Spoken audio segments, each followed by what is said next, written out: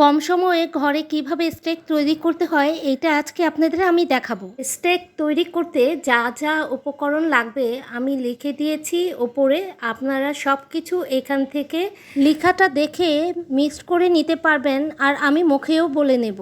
এখানে আমি গরুর মাংস পাতলা স্লাইস করে কেটে সুন্দর করে ম্যারিনেট করে রেখেছি, আর যা যা দিয়েছি ওখানে তো লিখে দিয়েছি, তারপরও আমি বলে নিচ্ছি। একটা ফ্রাই প্যানে আমি সামান্য একটু তেল দিয়ে রসুনটা গরম করে নিলাম, আর আপনাদের সাথে বলে নিচ্ছি কি কি উপকরণ দিয়েছিলাম। আদা পেস্ট, গোলমরিচের গুঁড়া, সয়া সস, স্বাদ অনুযায়ী লবণ আর সামান্য পরিমাণ ঘি।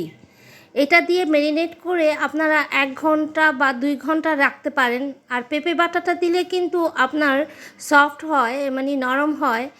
স্লাইস করা মাংসগুলো একটু শিলপাটার মধ্যে রেখে থেতো করে নেবেন, তবে মাংসটা একটু সফট হবে। আমি তেল গরম করে এর মধ্যে একটু রসুন দিয়েছিলাম, তারপর মাংসটা দিয়ে 5 মিনিট সময় অপেক্ষা করব। এক সাইড ব্রাউন কালার না হওয়া পর্যন্ত আমি এটা উল্টাবো না, আর অবশ্যই কিন্তু ঢেকে দিবেন। স্টেকগুলো বাইরে থেকে কিনে খেতে গেলে 800-900 করে পড়ে এক এক পিস, আর আপনারা নিজেরাই ঘরে তৈরি করে নিতে পারবেন এত সুন্দর করে অল্প সময়ে। তো আমি আপনাদের দেখালাম। আমার ভিডিওটা যদি ভালো লাগে অবশ্যই লাইক কমেন্ট শেয়ার করবেন, আর কীরকম লাগলো একটু কমেন্ট বক্সে জানাবেন। আমি আজকে স্টেকের পাশাপাশি ফ্রাইড রাইসও তৈরি করেছিলাম। ফ্রাইড রাইসটা ছিল ভেজিটেবল ফ্রাইড রাইস।